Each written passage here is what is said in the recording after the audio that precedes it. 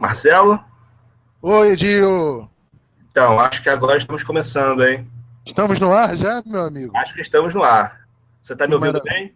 Agora eu tô te ouvindo, cara. Eu estou te ouvindo bem. E agora não tem mais volta. Já era. Começou, deu start, né? Uma vez, pois é. Enfim, É, cara, finalmente, depois de muito tempo, né?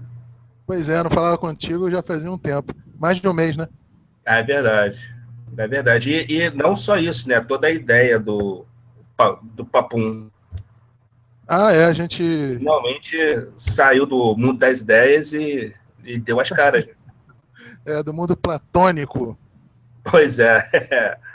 Bem, seu Dio Costa, vamos primeiro pedir desculpas às pessoas que estão assistindo, que não são poucas, porque eu fui a alguns saraus essa semana que passou, e essa também semana presente agora, e muita gente falou, eu vou assistir, eu vou estar lá assistindo, e a gente entrou com atraso quase de 20 minutos, né? Então a gente pede desculpas aí às pessoas que aguardaram ansiosamente, mas é que houve problemas técnicos e impossibilitaram a gente de estar mais cedo, mas a impontualidade não é as nossas honras da casa, não. Né, seu Dio Costa? É verdade, é verdade. Mas, bem, mas Diga lá. e assim, tem aquela coisa, né? Pela primeira vez a gente está usando esse recurso, né? Recursos. Então, tem todas aquelas dúvidas, né? Como é que faz aqui, como é que faz ali e tal. Mas eu acho que finalmente saiu e mais para frente a gente já vai estar fazendo da forma mais tranquila possível. É redondinho, vai pegar a experiência, né? Sim. Errando, aprendendo, né? Errando e aprendendo. Pois é, pois é. Ah, Pessoas, compreensão aí com as nossas falhas, por favor. As besteiras que ocasionalmente ou sempre nós podemos vir a falar, né? A gente pode falar um monte de besteiras. Inclusive, Di, eu estava querendo até propor uma coisa, te pensando sobre como é que seria o começo da gente aqui. Eu não sei se você bateu uhum.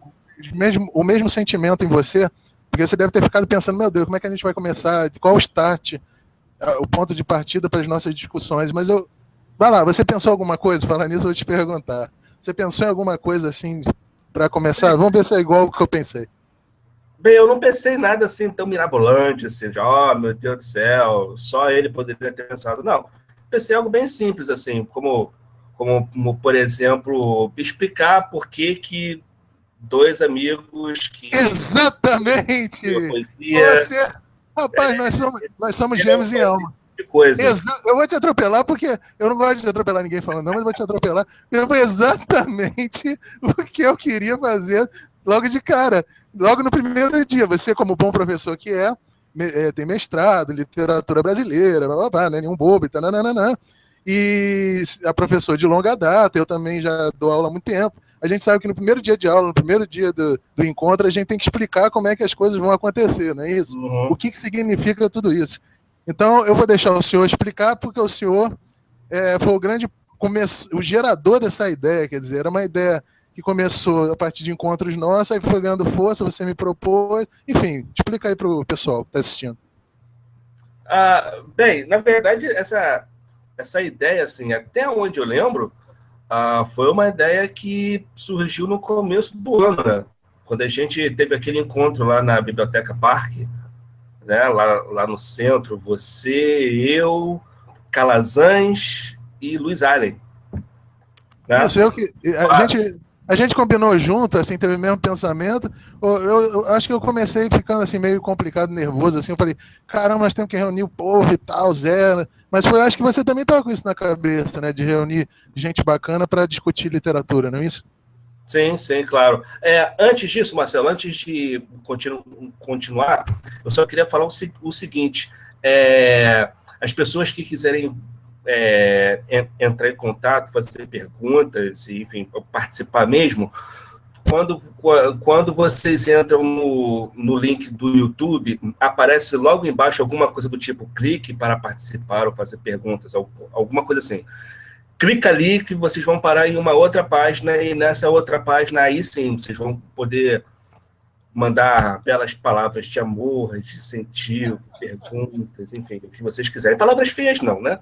Mas, enfim, o que vocês quiserem escrever para a gente. Não está disponível a ferramenta de comentário na página do YouTube. Então, quando entra o link no YouTube, vai aparecer logo essa mensagem, né? Onde está escrito, clique aqui para fazer perguntas ou alguma coisa do tipo. E aí, essa é a maneira que as pessoas têm de entrar em contato com a gente e fazer com que o Papum não seja só um programa de 2, né? Que seja algo bem maior. Com certeza, porque a ideia é agregar, né, cara? Sim, fora isso. E aí a gente teve esse encontro, Marcelo, eu, Calazans e Allen, e aí a ideia primeira era do Marcelo, que não era juntar poetas simplesmente para fazer um sarau, mas era para juntar poetas para falar sobre poesia, discutir literatura. E aí foi uma coisa que o Marcelo trouxe, os 3 gostaram, né? E era uma coisa para ser feita assim na casa de alguém, sabe, num quiosque, num bar, uma coisa assim mais, sabe, onde a gente pudesse se sentir bem. Só que aí, para surpresa do Calazans e do Allen, mas não para surpresa do Marcelo, que já sabia, no começo de 2015 eu já estava morando fora do Rio, eu já estava morando em Volta Redonda. E aí isso meio que virou não sei se é um problema, mas não seria tão possível assim, eu estar tão presente assim nos encontros para falar sobre poesia e tal, não sei o quê. E aí meio que essa história foi ficando fraca, né? Foi perdendo a força, tanto que não se falou mais disso. E aí depois de muito tempo eu entrei em contato com o Marcelo, falei para ele desse ponto de vista meu, né? De repente se a gente poderia fazer esse mesmo evento, mas devido à distância, fazer pela internet, através de Hangouts. Ele gostou, e aí a gente foi meio que, pelo menos da minha parte, eu fui meio que estudando, assim, como é que se faz isso, as ferramentas, tá? Porque eu não sabia nada, né? E aí, enfim, a gente veio bolando isso até que, de repente, a gente teve a ideia do nome, que é o nome que o Marcelo deu, e que eu gostaria que ele falasse um pouco, né, sobre o Papum. E aí a gente foi conversando sobre algumas coisas até chegar nessa data, né, 10 de dezembro de 2015, quer dizer, uma ideia que começou lá em janeiro, fevereiro, foi virar uma realidade em dezembro, né, coisa bem típica da gente, né, enfim. Mas, Marcelo, fala um pouco sobre o nome, porque Papum, que quando você falou, eu falei, pô, é isso. Rapaz, é o seguinte, em primeiro lugar, dizer que as ideias, para que elas vinguem, na minha opinião, hoje em dia eu penso muito assim, elas precisam de um grau de amadurecimento e de que venha o tempo moldando e remoldando a ideia de uma maneira que a gente vá conseguindo um formato cada vez redondo antes de colocar isso para as pessoas em geral. Para que hoje em dia eu penso muito assim, para que as propostas não se percam ou que fique mal entendido. E aí, desde janeiro que a gente vem com essa necessidade. Na verdade, essa necessidade, esse furor, essa coisa que vira e mexe, eu fico inquieto, você também. Tem uma galera aí que fica inquieta pra caramba no sentido de fazer coisas. Tem gente que fala assim, os mais antigos falam assim, vocês são jovens, vocês estão com o fogo todo da juventude, papapá, querendo fazer, querendo acontecer, mas poesia tem limite, poesia tem certas... vai até um certo ponto, não sei o quê, vocês querem ir além, é uma fome sem fim de poesia, de arte, de cultura. Mas uma coisa que eu venho percebendo, e isso me incomodou bastante, vem me incomodando, e por isso eu propus a vocês aquele encontro da gente, assim, ser quase uma sociedade secreta, a gente até brincou com isso. Caramba, nós vamos fazer uma maçonaria, um encontro secreto, papapá. E aí até a gente brincou muito, riu muito, falou, não, na verdade, a gente quanto mais puder agregar, melhor. Só que o medo de agregar, mas de agregar de uma forma que não seja tão bacana, é que a ideia também se dilua, ou que o grupo vá se perdendo em situações ou comentários ou coisas que aconteçam ali entre o grupo, de fofoca, às vezes, que surge. Sei que nós 4, eu, você, o Zé Calazans, o Lois, aí não surgiria isso. Mas agregar, sem um certo selecionamento poderia formar alguma coisa que não é bem o que a gente quer. A gente não quer formar um sarau, a gente não quer no sentido formar um grupinho, uma panelinha, sabe, aquela coisa assim, vamos todo mundo homenagear todo mundo, que também é legal pra caramba, tem seu espaço, mas não era isso. A ideia era juntar gente que gosta de arte, que pensa arte, que fica o tempo inteiro falando de arte e cultura e literatura, que é o nosso campo mais específico, e fazer alguma coisa de discussão, porque era uma coisa assim que eu ficava pensando assim, lendo estudando os outros períodos. Você também estudou a beça isso, e nessa estrada que você faz de estudos literários, que eu sei que você longa aí, que você fez. A gente sabe o quanto, de repente, certos movimentos se tornaram consistentes à medida em que os escritores trocaram informações entre si. Então você tem, por exemplo, o arcadismo brasileiro, você tinha as arcádias, você tinha as sociedades dos poetas, onde eles apresentavam, em pequenos saraus ali, íntimos, de poucas pessoas, eles apresentavam seus poemas e falavam sobre poesia, aí um influenciava o outro, aí um instigava o outro.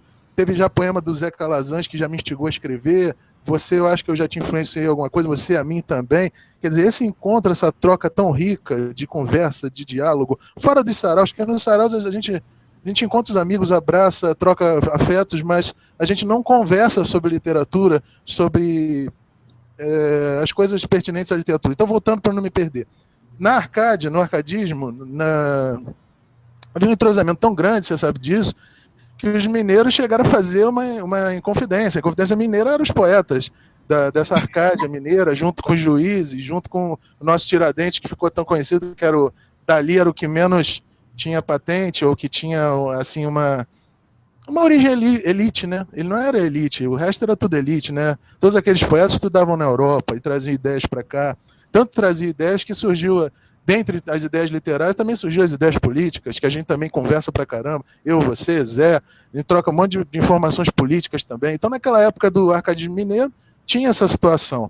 No romantismo, você sabe muito bem que havia um projeto sólido de brasilidade, de pegar a questão do Brasil, mas aí de uma forma até ingênua, pegar a figura do índio de uma forma medieval, europeia, com um perfil que não era o brasileiro mesmo, do índio brasileiro. Mas eles trocavam entre si. Você vê discussões entre José de Alencar discutindo com os pioneiros do romantismo, ou contrariando, ou indo contra os pioneiros, como Gonçalves Dias, como Gonçalves de Magalhães, enfim, aqueles poetas que deram início, digamos assim, muito influenciados pela escola francesa, inclusive, diga-se de passagem. Você vai vendo o caminhar da literatura brasileira, você vê sempre, pelo menos do arcadismo, se o Antônio Cândido fala nos trabalhos dele, você sabe também bem disso, essa discussão, onde começa a literatura brasileira, onde é que não começa a literatura brasileira.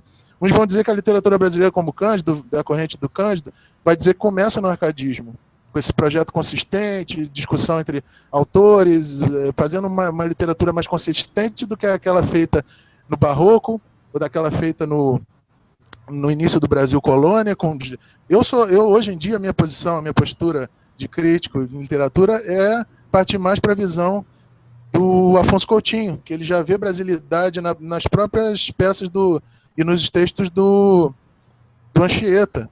Isso quem vai retomar isso depois vai dizer, olha, existe o senso de Brasil, o sentido de Brasil, vai ser o Machado com o instinto de nacionalidade, vai dizer, olha, para ser Brasil não precisa ter elementos da cor local, não precisa ter elementos da flora, da fauna, para ser Brasil, tem que tratar dos problemas do Brasil, tem que ter um espírito Brasil, é o que Machado vai chamar de instinto de nacionalidade, né? Então, meu caro Dio, fazendo essa volta toda, que eu sou prolixo pra caramba, mas voltando ao que a gente estava dizendo, é sentir essa necessidade de uma discussão entre os autores, uma discussão entre nós, que eu acho que a gente está nessa brincadeira, não é para. Tem uns que até encaram, Dio, esse movimento como uma distração, como uma brincadeira, como um encontrar amigos. Para mim é tudo isso. Eu gosto muito de pessoas verdadeiramente, abraço as pessoas nos saraus, beijo as pessoas, realmente há um afeto grande. Mas eu acho que, mais do que isso, existe um sentido de fazer literatura. Como é que a literatura brasileira hoje se encontra? Multifacetada, não multifacetada? É pós-moderna, não é pós-moderna? É essa a grande questão que eu gostaria de trocar contigo nesse bate-bola, nesse canal de comunicação que a gente abriu aqui, para poder agregar outras pessoas que estejam pensando também como a gente, que eu sei que tem muito autor dentro desse meio da gente, que tem altas ideias e que tem altos estudos, e eu não vou citar nomes, mas tem várias pessoas, que aí seria, poxa, bobeira da minha parte citar nomes, porque tem tanta gente que eu ia esquecer gente bacana. Mas tem tanta gente que fala assim, poxa, eu estou construindo uma obra, eu levo a sério essa obra, eu acho que eu estou fazendo alguma coisa para a literatura brasileira, ou então tem essa pretensão, né? Vai ver que eu também não estou fazendo nada, você também não está, a gente está, sei lá, tateando no escuro, mas tentando achar um caminho e tentando entender o que está rolando na literatura atualmente, pelo menos a brasileira ou a internacional também nos interessa, ou seja, todos esses assuntos nos interessam, até porque o canal aqui que a gente abriu de conversa, de possibilidade nesse papum, vai abrir para vários outros tipos de assunto relevantes, interessantes. Então é isso, a proposta é a discussão, a localização do nosso papel dentro disso tudo, o que a gente está fazendo, é só ir a sarau, é só trocar, é só isso, é só aquilo. Eu acho que não é só isso, eu acho que é muito mais além. É uma construção literária, é uma construção de projetos individuais. O meu trabalho tem a ver com o teu, eu sei disso, tem muitos pontos de interseção o meu trabalho com o teu, literário, mas com certeza nossas individualidades estão ali presentes, nossas subjetividades estão ali presentes. Então, nós nos respeitamos e nos admiramos uns aos outros. Admiro você, admiro o Zé Calazans, admiro o Lois Allen, admiro outras pessoas que eu podia estar citando aqui muito, mas eu vou ficar aqui no nosso grupo dos 4, que começou essa proposta. Mas é tanta gente que eu admiro e que eu quero conhecer o trabalho dessa pessoa, como é que nasceu o poema daquela pessoa. Quer dizer, esse canal é para discutir tudo isso, poesia, arte, cultura, o que a gente está fazendo, qual é o papel da literatura hoje em dia, que tipo de literatura é essa que a gente vê lá nos saraus acontecer. Quer dizer, a literatura não é aquela coisa morta do livro, está morta ali no livro. Não, a literatura está lá nos saraus que a gente vai e escuta cada texto melhor que o outro. Às vezes não, às vezes um texto ruim aparece, mas é do jogo também, a gente também escreve coisa ruim. Então, esse fazer, acertando, errando, é a gente tentando descobrir o nosso caminho, o nosso espaço enquanto coletividade. Isso é muito importante ser dito. A gente se vê como um movimento e não como um individualismo, que eu vejo acontecer muitas das vezes, uma visão individualista.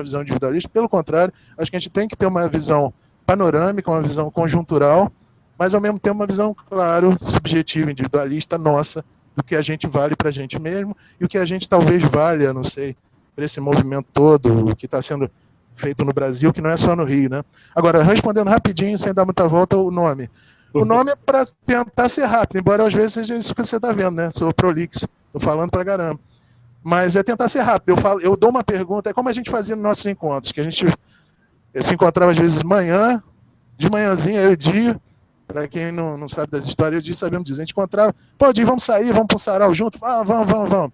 A gente se encontrava de manhã, 10 horas da manhã, quando dava meia-noite, eu ainda estava discutindo com o cara depois do sarau, claro, porque no sarau não dá, né? A gente está chutando pessoas falando e tal, a gente tem que parar de conversar. E às vezes, entre um poema e outro, a gente conversa. Mas é o tempo inteiro conversando, Dio, o que você acha disso? Dio, pensa isso, fala isso, aí ele pergunta também coisas para mim, eu pergunto coisas para ele. Quer dizer, é de entender que por mais que a gente estude, ou por mais que o Dio, hoje em dia, está cada vez mais chegando a um patamar de estudo literário cada vez mais alto, e isso eu acho maravilhoso, né? Não é inveja nenhuma, não invejo ninguém, torço por todo mundo, quero que todos os saraus, até de pessoas que eu nem sou muito fã, ou que eu não gosto, ou que eu não me dou mais, que são pouquíssimos, graças a Deus, mas eu torço para que tudo dê certo, porque eu não posso torcer para que as coisas deem errado, porque eu acho que a gente tem que ter uma visão conjuntural. Eu não sei se você pensa assim, Odi, mas papum é isso, é eu perguntar alguma coisa, pá, e você, pum, daí me responde, pá, daqui, pum, daí, pá, pum, pum, aí, pá, aqui, pum, e vai, a gente vai conversando, e dali vai, as horas se passam, a gente nem vê, né, cara? Uhum. E quando você falou desse nome, eu achei interessante, porque está começando com 2, né? Agora, não se sabe quem é o pai, quem é o Pum. Pois é, né? Ninguém quer ficar com o Pum na mão, né? Ninguém quer ficar com o Pum.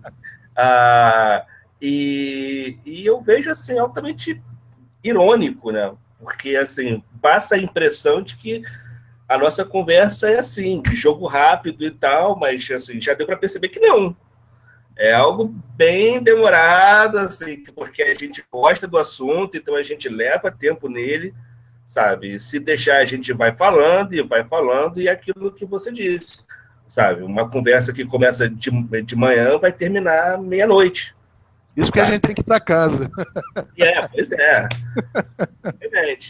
Mas é claro que dentro desse formato do Papum não tem como fazer algo desse tipo, né? A gente tem que encurtar mais e tal, não sei o quê, mas mesmo assim a ideia continua sendo a mesma, né? Mas eu acho que é mania, cacuete de professor tentar ser didático demais. Eu, quando atuava muito dando aula de história, que eu comecei sendo professor de história, você sabe disso, cara, para explicar a colonização portuguesa, eu levava 4 aulas, cara, eu não sabia me dividir, eu queria explicar desde o Tom Badilho até o cais e até os porões do navio, o que acontecia. Quer dizer, essa riqueza de detalhes que eu acho que falta em sala de aula hoje em dia, é tão importante a gente falar, porque às vezes as pessoas confundem certos termos ou fazem certas confusões, que eu mesmo já fiz várias na minha cabeça, que eu acho tão importante a gente botar certas vírgulas e pingos nos is, que às vezes alonga o papo, fica às vezes até um pouco chato, a gente para de brincar, e que é interessante também ter muita brincadeira aqui, até para não ser só didatismo e ser muita explicação também não, pelo amor de Deus, não é sala de aula isso aqui. Mas às vezes é importante falar sobre essa questão histórica do quanto os movimentos literários tiveram escritores preocupados com a construção desse movimento, né? O modernismo foi uma troca intensa demais, né? A gente pode citar vários momentos no Brasil e pelo mundo. Mas é isso mesmo, Papum é uma conversa despropositada, 2 amigos, se a gente tivesse sentado tomando cerveja, era Papum, nada de conversa literária, coisas assim muito... A gente está, pelo menos na nossa poesia, a gente não tenta essa coisa meio engravatada, né? Essa coisa meio, sei lá, formal demais, né? Eu pelo menos fujo. Eu também. Poesia, arte não é didática nem sala de aula. Sim, pois é. Diga lá, meu caro. Bem, então a gente, acho que... Explicou bem nos 40 minutos a gente conseguiu falar um pouco do cerne da coisa, né? Quer dizer, a ideia que deu origem ao Papum. 40 minutos não, a gente começou atrasado. Vamos botar aí uns 30. 30. Mais ou menos, 10 minutos acertando as coisas. 25. Mas mais ou menos uns 30 minutos. Então, acho que dá tempo de falar sobre bastante coisa. Você sabe mais ou menos a duração do vídeo? Olha, eu tinha botado para até umas 11 horas, mas não necessariamente a gente pode ficar. Assim, tá. A gente vai estar enchendo o saco da galera, né, também. Enfim. E só lembrando, né? Isso é uma outra coisa que eles podem mandar com pergunta. Quanto tempo pode durar o negócio? Para ficar chato. Lembrando, se tiver alguém assistindo, porque pode não ter ninguém, né? Mas se tiver alguém tem sim. Quiser mandar pergunta, falar alguma coisa, palavras bonitas, por favor, tá? Carinho. No link do YouTube, onde está sendo transmitido, aparece embaixo da tela assim, algo do tipo, clique aqui para fazer perguntas, ou clique aqui para escrever algo. Você clica ali, você vai parar numa outra tela. Nessa outra tela, aí sim, você escreve, conversa com a gente e tal. Não está sendo possível fazer comentários na página do YouTube. Então, é por isso que tem que acessar esse linkzinho aí para ir para uma outra tela e aí sim fazer perguntas tanto para o Marcelo quanto para mim, tá? E participar. Bem, o senhor vai ter perguntas para mim, eu tenho perguntas para o senhor, como é que nós vamos começar a dinâmica? Olha, eu não sei, você acha que vale a pena fazer uma apresentação? Você se apresentar, eu me apresentar? Me apresentar em qual sentido? Poemas ou falar um pouco da minha trajetória, sei lá? O que você quiser, falar um pouco da sua trajetória, sua relação com a poesia, enfim, os seus livros, o que você faz, suas influências, enfim. Bom, o pessoal deve ter curiosidade, às vezes, de onde começou, né? Eu comecei a escrever, rapaz, olha só que barato. Na verdade, o começo foi... Eu acho que você também foi assim, porque você tinha banda. Eu tinha uma banda... Quer dizer, primeiro, a gênese, porque procurar a gênese de qualquer coisa é um rolo danado, né? Você procurar o cerne do cerne do cerne. Porque, assim, desde que, assim, antes de ler, eu já me interessava por leitura. Eu ficava pedindo aqui em casa todo mundo lê para mim, assim, eu não sabia ler, 4 anos de idade, 3 anos de idade, ficava pedindo para ler gibi. Eu comecei muito com gibi, Maurício de Souza, alimentando a minha cabeça com gibi, super-herói, Disney, mas o meu, assim, coração batia mesmo pro gibi do Maurício de Souza, Turma da Mônica, como muita gente também que eu vinha saber depois.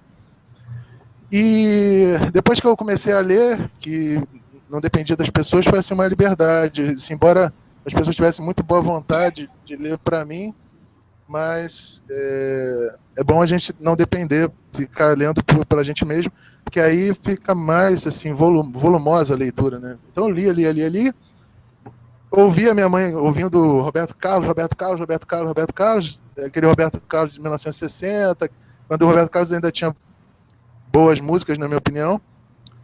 Mas em 1986, um amigo meu lá no Pedro II tocava violão, tocou Tempo Perdido, Legião Urbana. Então, foi ali que eu troquei em 86. Olha só, o Rock Brasil começa em 82, a Blitz, com aquele boom danado, né?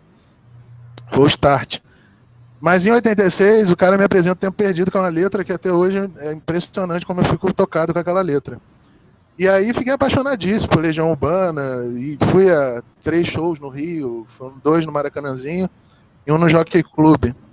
No do Metropolitan eu não fui porque na época eu estava muito ligado a The Doors, aí achava bobamente, bobo da minha parte, que o Renato Russo era uma mera cópia do Jim Morrison, mas era uma bobagem, era uma das referências dele, na verdade. Mas era... Na verdade mesmo, eu estranhei muito o disco de 93 deles, porque ele estava com 30 anos, aliás, minto, 33 anos, 93? em 93. Eu ainda era muito adolescente, então a temática das letras de 93, do Legião Urbana, estavam muito adultas, assim, estavam problemáticas. Do Brasil? É o Descobrimento do Brasil, eu estranhei demais aquele disco. Porque assim, eu já estranhei o 4 Estações. O 5, por ter temática medieval, eu sempre fui apaixonado por Idade Média, ainda mais no 2º grau. E na verdade, quando eu entrei para ser professor de história, a primeira coisa que eu pensei era ser medievalista, né? Eu queria ser medievalista, eu era apaixonado por Idade Média, eu sei. Depois é que eu fui cair, especializei em Antiguidade Greco-Romana. Mas mais lá para trás, né? Por causa da mitologia, por causa dos governos atenienses, enfim, é uma história longa. Mas eu fiquei tão impressionado com a banda, tão impressionado com a postura artística do Renato Russo, e o Cazuza também, que era um cara formidável. Acho que a nossa geração foi muito marcada por esses dois, o Cazuza e o Arnaldo Antunes. A gente pode botar também Humberto Gessinger, para alguns, né, também foi muito importante. Eu também ouvi alguma coisa de Engenheiros do Havaí, ouvi aquele pessoal todo, Picasso Falso eu ouvi, amava o Ojeriza, coisas lindíssimas eram ditas ali, uma influência The Doors ali, soturna, sombria.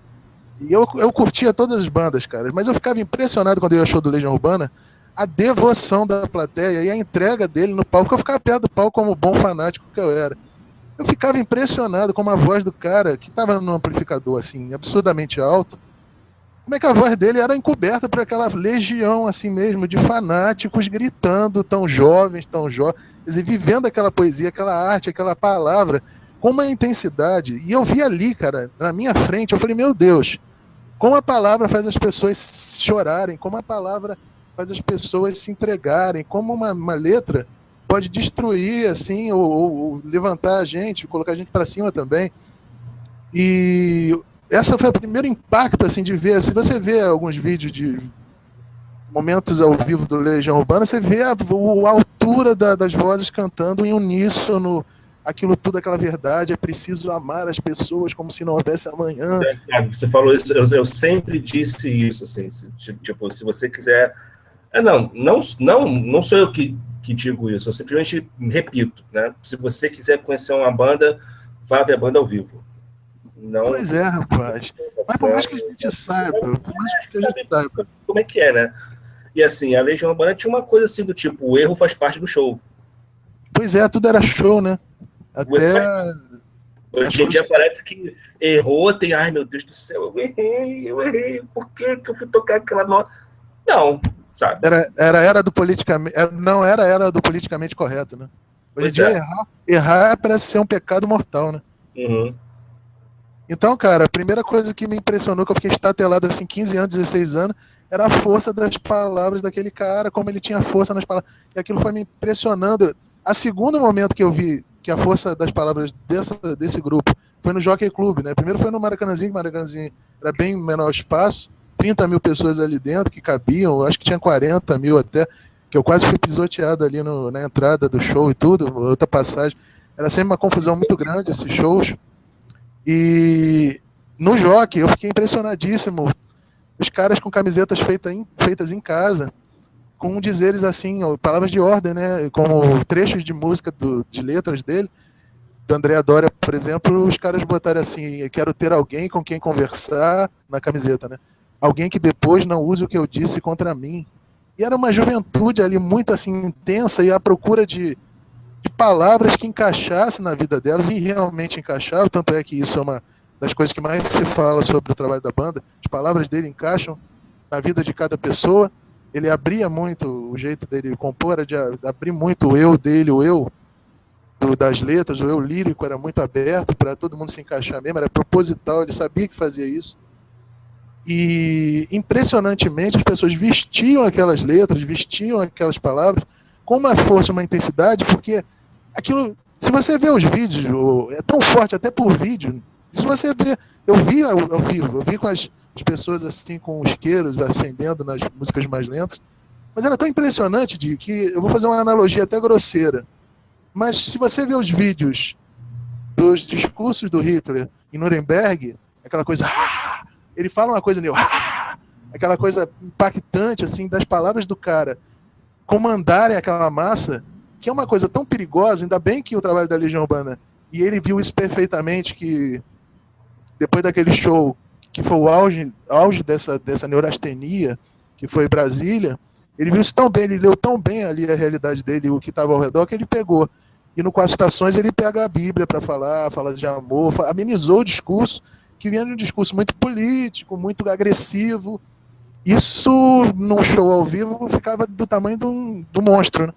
Então ele percebeu que essas palavras eram muito fortes, impactava demais, e esse impacto era meio espelho. A gente sabe que o artista apresentando no palco, o cantor principalmente, ele fala coisas para a pessoa que está ali na plateia e a coisa volta numa energia muito forte, né? Então ele sentiu uma necessidade muito grande de amenizar o discurso. Aí veio com Bíblia, a citação do Tao Te Ching, com várias citações de coisas espirituais, amenizadoras, né?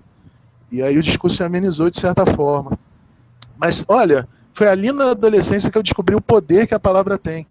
E hoje vendo, né, depois me tornando historiador, dentro de estudar na UFRJ, minhas outras experiências, eu fui percebendo, fui cada vez mais percebendo o quanto a palavra tem uma força impressionante, como aquilo bate nas pessoas. Por exemplo, tem um poema do Vitor Colonna, novo, vou citar o Vitor aqui, que é um amigo, deve ser teu amigo também, amigo de muita gente.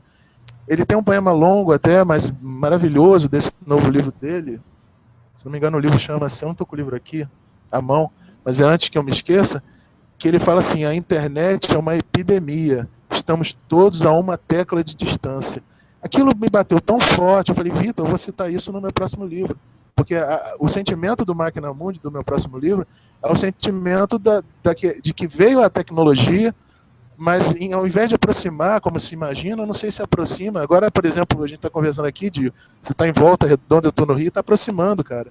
Mas o perigo, das vezes, da ferramenta, a mesma faca que corta o pão, é a faca que a gente enfia e mata uma pessoa, né? Então, eu fico, assim, nesse livro, reclamando o tempo inteiro: gente, olha, é legal o Facebook, olha, é bacana pra caramba tá lá na internet, fazendo aquele agito todo no Facebook, mas a vida real da gente não é Facebook. A vida real, para valer mesmo, é a vida de dar um abraço no amigo, de encontrar o amigo, de olhar no olho do amigo. Tá faltando afetividade, sentimento. Então, quando o Vitor fala isso, fala aquele poema com tanta força como ele fala, me choca, quer dizer, me dá um bate tão forte dentro de mim que não tem como não citar ele ai, meu Deus. Ali em cima, ali no poema, a epígrafe, né, do poema, citar o Vitor Colonna. Eu falei: Vitor, vou pegar essa parte porque é a cara de um poema meu, eu vou ter que botar isso como referência, porque realmente é dúbio essa coisa, estamos a uma tecla de distância. Você tanto pode pensar que, olha, meu caro amigo, nós só estamos a uma tecla de distância, ou seja, é só você apertar uma tecla e você vai me ter como você. Eu estou tendo agora você aqui na minha frente, né, Dio Costa. Então, olha, uma tecla de distância. Ao mesmo tempo, como é dúbia essa frase, como diz, olha, nós estamos muito distantes, apesar dessa uma tecla. Quer dizer, como artista é engenhoso ao trabalhar a palavra, como o Vitor foi iluminado na hora que escreveu isso. E ao mesmo tempo, quando eu estou ouvindo um poema do Calazans, cara, eu fico alucinado. Fico, caramba, o que é isso? Eu fico vendo o teu poema, eu escuto você falando com aquela força que você fala no microfone, eu admiro tanta gente nesse meio. Eu fico, meu Deus do céu, que força que a palavra tem. Que força. Isso te bate também, assim, dessa forma? Ah, sim. Assim, na verdade, a primeira coisa que bateu não foi nem a palavra em si, mas foi a figura de poeta que eu tinha. Porque até meus 14 anos, mais ou menos, assim, eu não tinha interesse nenhum em poesia, nenhum em literatura, sabe? Escola, para mim, era um sacrifício, sabe? Assim, a única coisa que era bacana de ir para a escola era o pessoal que eu via lá e tal, enfim, mas a coisa de estudar e tal era assim, era um porre. A única coisa que eu gostava era quando faltava uma professora, opa, vamos jogar bola. Mas a escola é feita pra gente ter raiva dela, Dio Costa, você sabe disso. Pois é, e ela foi assim, muito bem nisso, sabe? Pelo menos no meu caso. E aí, com 15 anos, aconteceu um negócio assim, que tem muito a ver com o que você disse, mas vai por uma outra linha. Com 15 anos, eu estava, se não me engano, no primeiro ano do ensino médio, e eu fazia parte de uma turma que era assim, era tipo a turma problemática da escola, assim, sabe?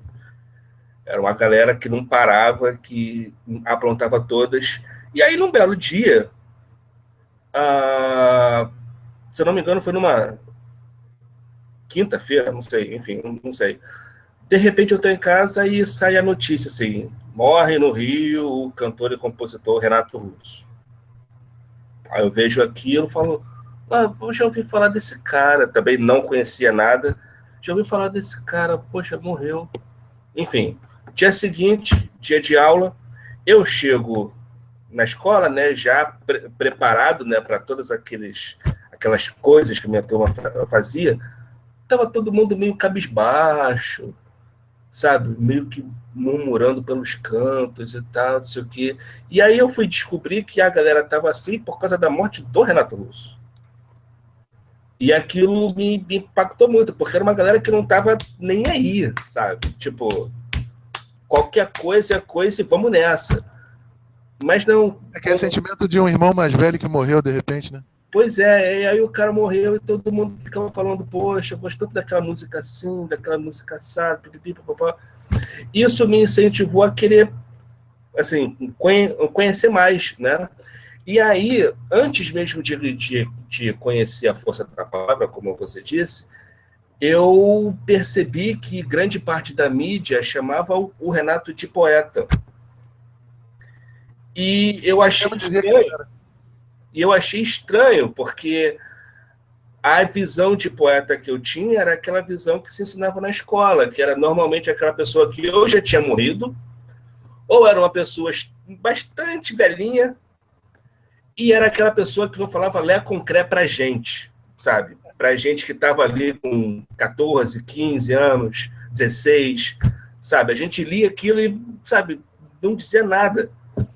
E aí eu ficava me perguntando, poxa, mas ele não tem nada a ver, sabe, com aquele poeta que me ensinaram na escola. Então quer dizer que tem uma outra possibilidade, tem uma outra possibilidade de poeta, tem uma outra possibilidade de poesia. E aí lá fui eu, né? Fui pegar as letras, fui ouvir, né? Tempo Perdido. Eu lembro que quando eu vi aquela parte do... Como é que era? Não tenho medo do escuro, mas deixa as luzes acesas agora, deu um estalo assim, do tipo, olha, será que isso é poesia, aquela poesia que falam? Será que é por isso que chamam ele de poeta e tal, não sei o quê? Então, eu até hoje eu tenho seria muito mais um carinho pela Legião por ter sido a banda que me abriu essa porta, as portas, sabe? Até chegar o The Doors, por exemplo, né? Já que a gente está falando em portas. Sabe? E assim, a Legião me levou a conhecer as coisas que eu conheço hoje em dia e que fazem parte da minha vida, sabe? Tanto pelo lado da poesia, quanto pelo lado da música, enfim. E aí, a partir daí, como eu falei que antes eu não gostava de nada, né? Não lia nada, a partir desse interesse pela poesia que a Legião despertou, eu fui ler todos os livros de literatura que eu não tinha lido. Eu fui ler tudo. Sabe? E aí, bem, esse é apenas um dos motivos que fizeram com que eu fosse fazer faculdade assim, bem mais tarde, porque eu fui ler tudo. Tudo que aparecia, eu lia, sabe? Por causa disso. E aí esse interesse pela poesia, pelo fato de surgir no meio da música, não ficou restrito aos livros, né? Eu fui não somente ouvir, mas eu fui ler outros caras, sabe?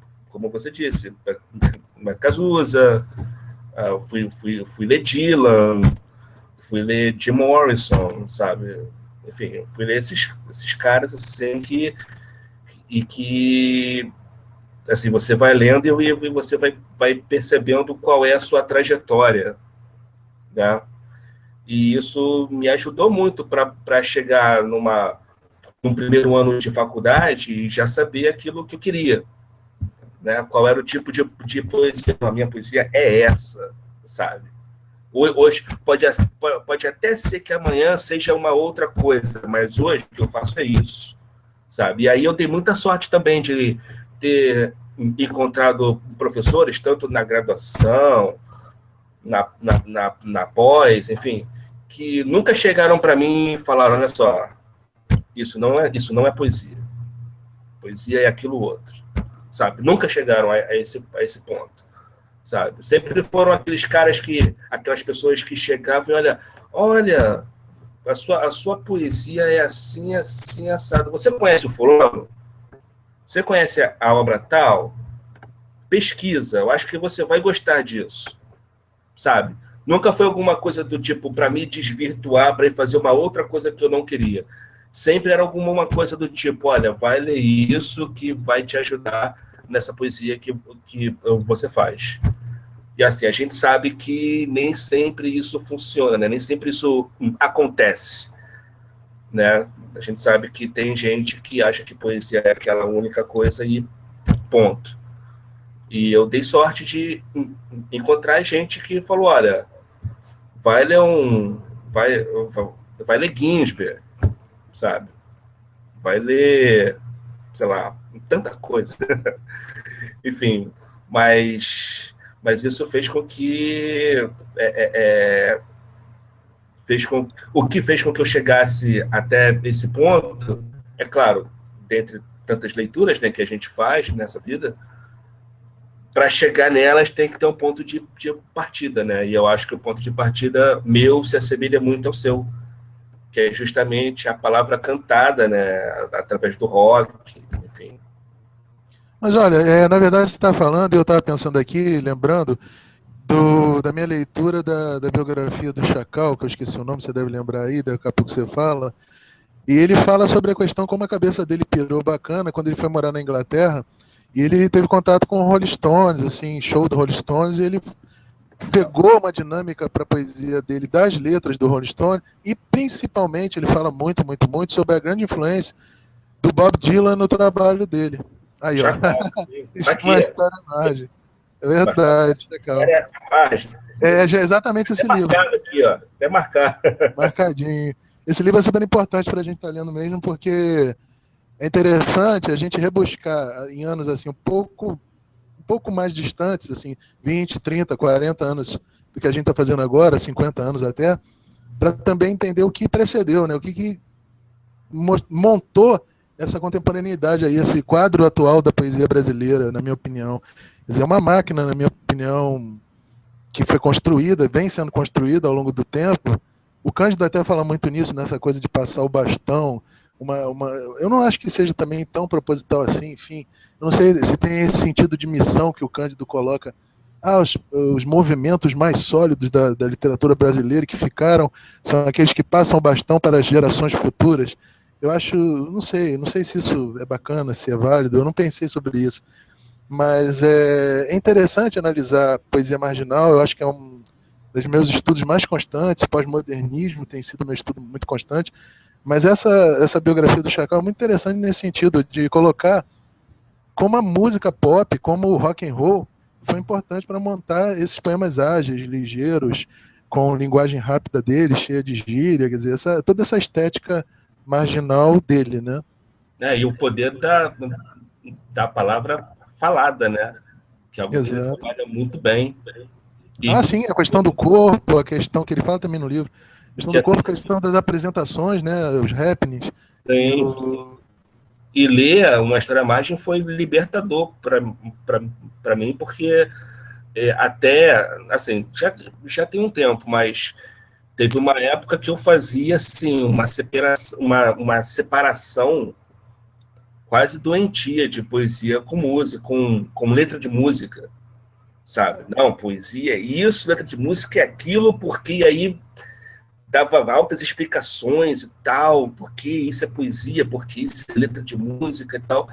E aí, enfim, ler outros poetas, e poetas que têm essa relação com a palavra dita, né, com a palavra que é cantada e falada, e ler Uma História à Margem te mostra que é uma bobagem, sabe? Ficar fazendo esse tipo de separação entre uma coisa e outra. É poesia, sabe? E assim, ainda e tem essa relação não só com o fato de ser cantada, mas tem uma relação com o rock, sabe? Que tem essa coisa de transgressor, né? Por mais que hoje em dia não aparenta, não tenha mais essa face, né? Ou pelo menos te mostre essa face assim, uma vez aqui, outra ali e tal, mas a gente sabe que na essência o rock é transgressor, né? E trazendo essa palavra para esse meio, quer dizer, faz com que a força fique ainda mais nítida, né?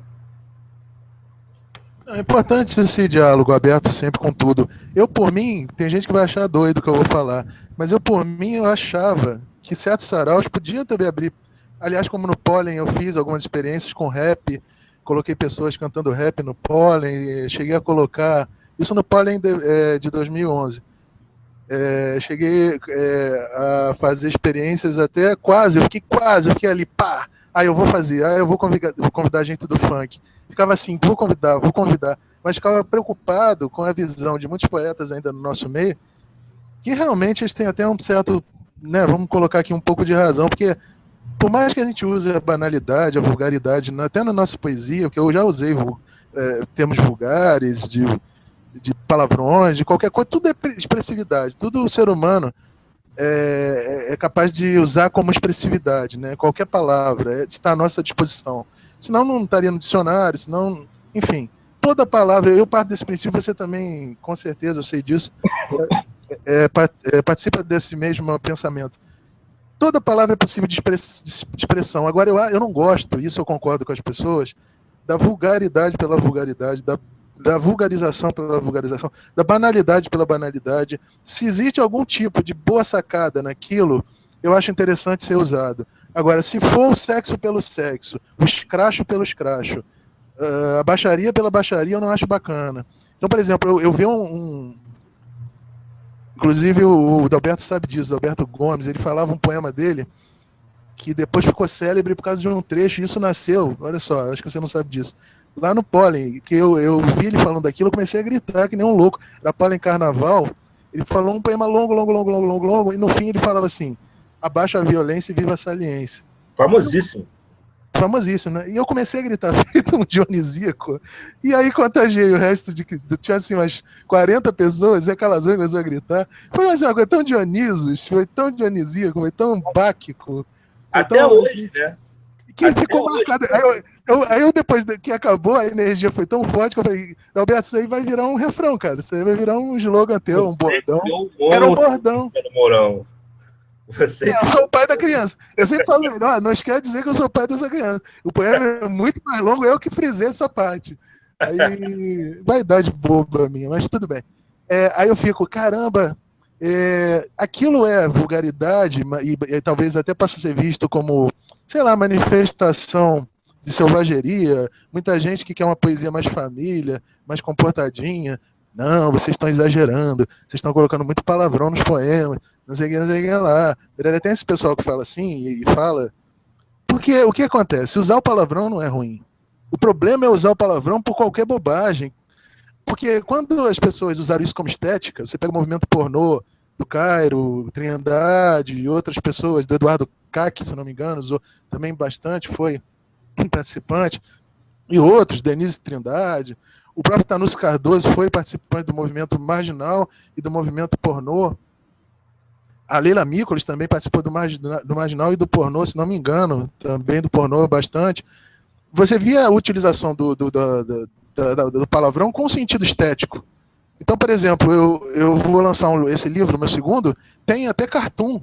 Será que eu adoro fazer poema cartoon? Não, porque tem uma estética ali no... Eu quero deixar bem claro com o Máquina Mundi que eu estou tomando uma posição estética, que agora, depois de 6 anos, entre o Camaleão, meu primeiro livro, e esse, eu tomei uma posição estética. Não é que eu queira lançar um poema cartoon. E nem quero lançar qualquer um, eu não quero um poema qualquer, não quero uma besteira, lançar por lançar, não quero usar a estética de uma forma errada, eu não quero usar vulgarmente a estética. Quero usar a estética para fazer sentido, gerar sentido. Polissêmico, polissemia, fazer polissemia.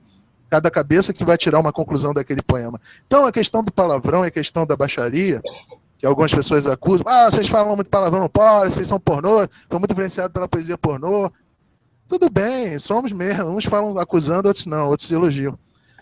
Mas somos herdeiros porque realmente nós somos poetas que estão agora no século XX, herdeiros daquela tradição, admiradores daqueles poetas, daquele movimento que foi feito, que não foi um movimento histórico dentro da poesia, da poesia marginal, ou geração 70, como alguns preferem que se chame a geração marginal, ou mimeógrafo, geração mimeógrafo também. Mas todo esse apanhado da poesia desses anos de lá, antecessores nossos, foram importantíssimos para gerar esse quadro que agora está aí.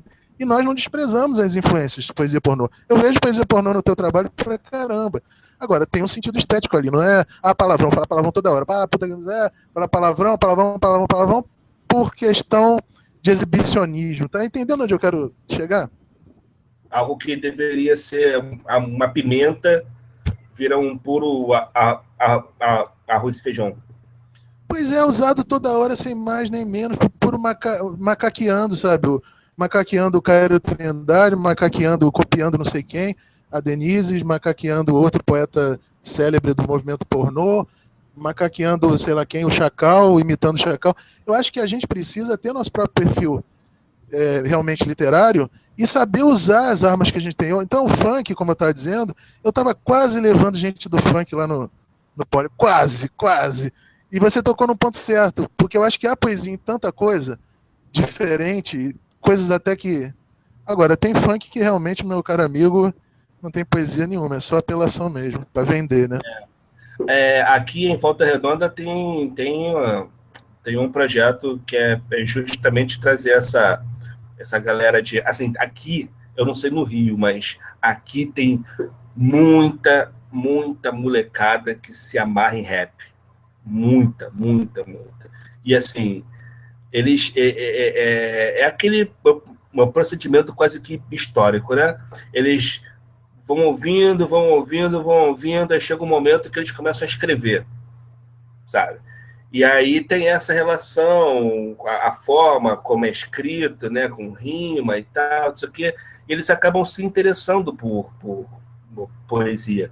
Então, tem uma galera aqui de Volta Redonda que está trazendo essa galera mais nova do rap para poesia, sabe? Não está fazendo essa separação, tipo, não, aqui é poesia e o que você faz era rap, mal acabado, não, sabe? Tá, tem esse diálogo, né? E até para mostrar que poesia é muito mais do que aquilo que, enfim, que muita gente acha que está escondido, assim, você só vai encontrar no final do arco-íris, assim. Não, sabe? É algo que tá aí. A poesia marginal mostrou isso pra gente, ensinou isso pra gente, cara, essa coisa da poesia do cotidiano. Uma vez eu estava conversando com a Lila Miklos e eu falei para ela, caramba, você me ensinou várias coisas. E uma das coisas que mais foi importante para eu, que a minha mão estava pesada, eu estava 6 anos estudando literatura na academia aí, você sabe disso. Aí de 2010 a 2015, 2009, 2015, estudando literatura direta, a mão pesou horrores. Eu falei, meu Deus, o que eu vou escrever agora? Qual é a minha posição literária? O que eu faço? Eu não sei mais. Tinha uma crise artística muito grande. E fui fazer aula com oficina, com a Leila também, fiz uma determinada época com o Cairo Trindade. Fui fazer com a Leila também, a Leila é outra postura artística. E a minha ideia sempre foi essa, não foi fazer só com uma pessoa, fazer conviver com artistas de uma certa grandeza e de uma certa consagração. Eu acho até que os dois têm seu espaço dentro da história da nossa literatura contemporânea. E eu acho que vai caber ao tempo dar mais força a essa ideia de que eles têm espaço, de que eles vão ficar. Ou como outros vão ficar, eu acho que o Tanúcio Cardoso vai ficar, muita gente vai ficar aí, que o Queiroga, Marco Vinícius Quiroga, acho que muita gente vai ficar. E eu aprendo tanta coisa com a gente, né, com vocês e com esses mais antigos. E uma coisa que eu falei para ela, Leila, caramba, obrigado. Obrigado porque você, a tua geração, a poesia, estudando a poesia marginal, eu percebo que tudo é poesia. Ana Cristina César, tudo para ela era poesia, o cotidiano é poesia. E aí dali eu destravei, a minha mão parou de pesar, eu falei, agora qualquer coisa vai virar poesia, e qualquer coisa virou.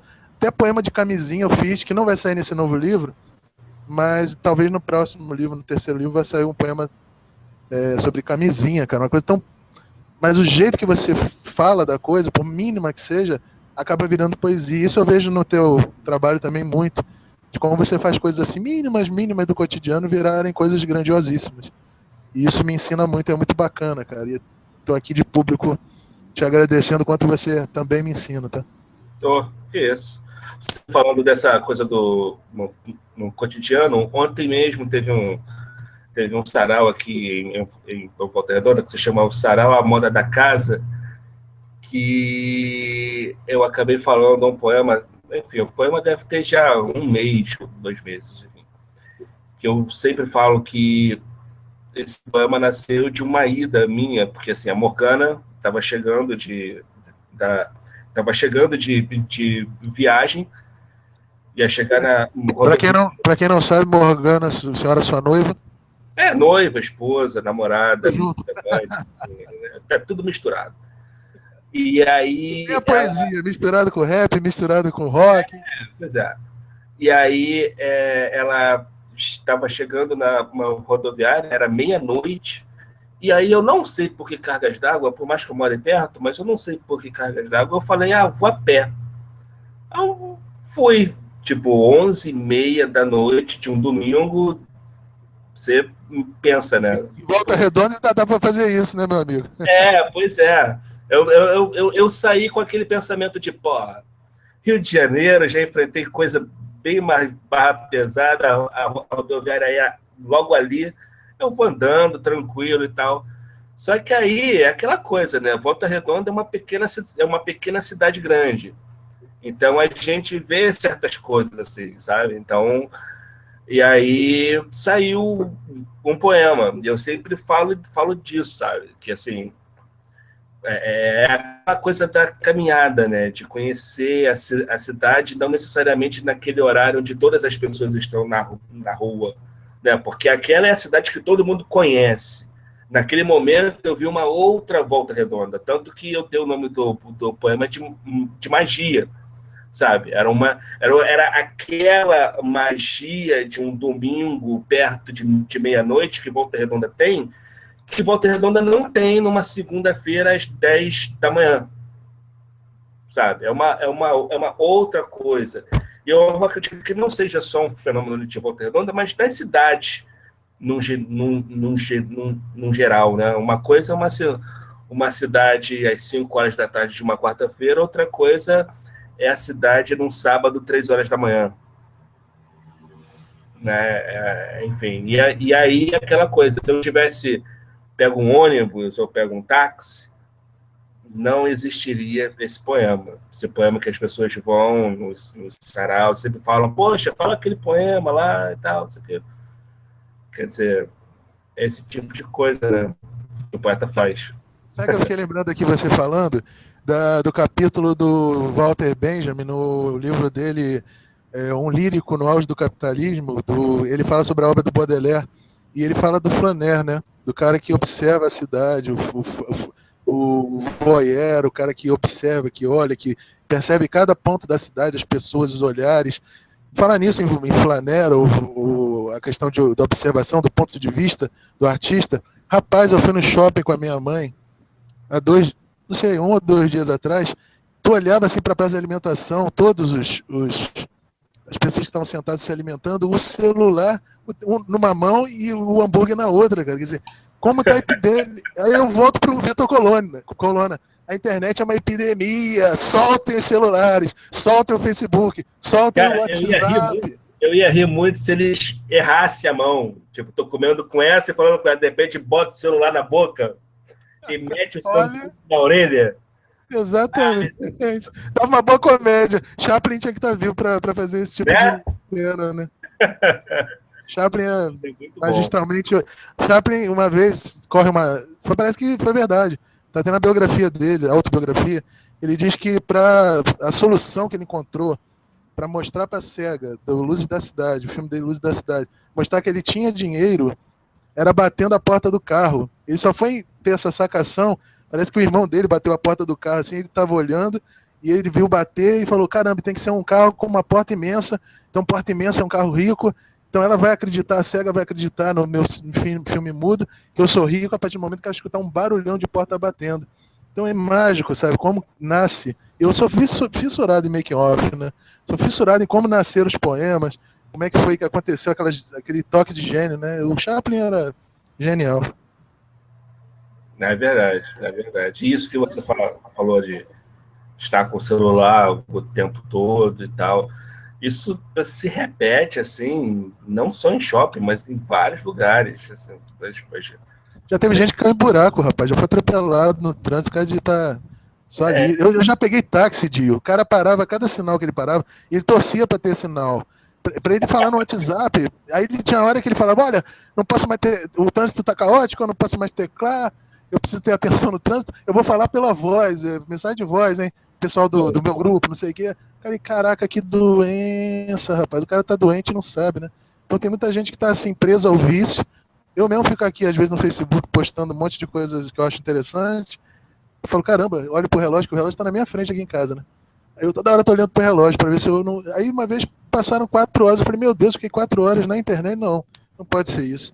Eu acho que essa perda da noção do tempo, a gente tá vendo tanta coisa bacana ali, sei lá, e as pessoas não estão se tocando, por mais que esse papo já está sendo repetido várias vezes, gente, olha a vida, olha a afetividade, olha as pessoas aí fora, olha o mundo, não fica só na máquina, blá, blá. E o Máquina Mundi, o meu livro se eu tiver que resumir, né, o tema principal é isso, olha, mais amor, mais afetividade, mais carinho, que o Chaplin já falava isso lá atrás, o Drummond falou isso. Pra que tanta pressa, meu Deus, no poema das 7... Primeiro poema, o poema que inaugura a obra do Drummond, o poema das 7 faces, que ele fala, eu olho os bons, eu não sei se é muito bem, os bondes passam e pernas brancas, pretas, amarelas, pra que tanta perna, meu Deus? Pergunta o meu coração, não é isso? Então, ele tá ali vendo a urbanidade, a questão urbana crescendo, crescendo, crescendo, crescendo, o Brasil evoluindo, saindo da questão rural, século XIX, partindo para um Brasil desenvolvido, que os modernistas também pegaram muito esse clima, né, esse espírito da época. E Drummond está reclamando lá em 30, e Chaplin em 37, sei lá, o Grande Ditador, acho que é filmado em 36, 37, ou menos, até 34. E ele está falando, a gente está empedernido, a gente está endurecido pela velocidade, mas será que ser veloz, sem dar um tempo para as nossas emoções, sem dar um tempo para nossa cabeça, sem dar um tempo para nossos momentos de reflexão íntima, parado num quarto? Será que não é bom ficar sozinho também? Porque essa necessidade tão grande de estar sempre com gente do lado, falando, e eu tô na rua e toca aquela barulhinha do WhatsApp, tanta sabe, requisitando o tempo inteiro a pessoa. Será que isso é feliz? Quer dizer, o ponto de interrogação, eu não estou falando que isso, né, que não vai ter, vamos acabar com o WhatsApp, vamos acabar com o Facebook. São instrumentos maravilhosos, não vamos nada disso, está tudo ótimo. Mas vamos ter um pouco mais de bom senso, eu acho que no uso dessas ferramentas. Eu acho que a mensagem principal do meu livro, esse que vai sair, é essa, cara. Vamos trabalhar o lado mais humano da coisa, menos máquina, mais humano. Então isso me incomoda e eu faço poemas. E aí pego coisa do Drummond e já boto coisa do Drummond, faço paródia em cima do Drummond, porque realmente é o mesmo sentimento sabe, de espanto, sabe? Acho que a poesia, não sei qual poeta falou para mim, uma vez falou, Marcelo, poesia, não sei se foi, acho que foi o Goulart, Ferreira Goulart, mas aí foi lendo do Goulart, que eu nunca encontrei com ele pessoalmente. Ferreira Goulart fala, no poesia nasce do espanto, acho que é ele que fala isso. Não sei se você já ouviu, que a poesia é o espanto. Já ouvi alguma coisa assim, não lembro se é dele. Mas é incrível, né, como uma ferramenta que deveria ser auxiliar, ou seja, você deveria ter o controle sobre aquela ferramenta. Muitas vezes a ferramenta que tem o controle na pessoa, né? Como é que pode? A ferramenta, você usa a ferramenta ou a ferramenta te usa? Exatamente. Você usa o dinheiro ou o dinheiro te escraviza? Quer dizer, você vende faz mais porque é fresquinho? É fresquinho porque vende mais. Rapaz, eu vejo comerciantes aqui perto da minha casa, os caras são alucinados por dinheiro, só pensam em dinheiro, só conta dinheiro. Parece aquilo. Aí eu lembro o Cazuza, aí é o Cazuza, já nem mais o Renato. É aquela Blues da Piedade, que é uma das músicas mais assim, clássicos. Eu acho que aquilo ali tinha que ser um dos hinos brasileiros. Que ele diz assim, para as pessoas de alma bem pequena, remoendo pequenos problemas, querendo sempre aquilo que não tem. Para quem vê a luz, mas não ilumina suas mini certezas, vive contando dinheiro e não muda quando é lua cheia. Quer dizer, não pira, o cara não pira nunca. O cara é certinho, o cara é um cidadão convicto, cidadão modelo burguês padrão, como diz na geração Coca-Cola. Então, quer dizer, o cara é aquilo e, enfim, e a vida dele é aquilo, ele só se contenta com aquilo. Ele é um pequeno burguês que tem que ter um carro, uma mulher, 2 filhos, até 2 filhos, mas hoje em dia o pessoal está tendo um só, porque o gasto é grande, e bem, aí a vida é isso, acabou. Então tem um poema do Máquina que eu falo isso. Então a vida é só isso? É só isso e mais nada? Não tem a arte, não tem a inquietação. Outro dia a menina falou para mim lá no Facebook, rapaz, você reclama muito, você fala de tudo, você é um inquieto, você... Eu falei, não, calma, eu rio, eu brinco, eu dou gargalhada, eu sou brincalhão. Será que Aí eu comecei a pensar, será que eu tô reclamando tanto assim no Facebook? Eu fiquei meio ponto de interrogação, né? Mas é isso, cara, tá complicado hoje, né? Sei lá. Vai você agora aí. Pai, pum, agora é contigo. Você falou em reclamar em Facebook e tal, isso aqui. Essa é uma outra coisa, assim, que tá virando uma epidemia, tanto E ações indiretas. O celular, o uso do celular, ou o celular usando a pessoa, quanto as pessoas reclamando em Facebook e tal, isso aqui, que eu acho que tem todo o direito, sabe? Tem todo o direito de falar, enfim, expor os seus pontos de vista e tal, mas é aquilo que você falou de uma certa falta de bom senso, assim, uma certa falta de noção em determinados contextos. Né? Tem umas coisas assim que eu fujo. Eu já vi que você no Facebook você enfrenta.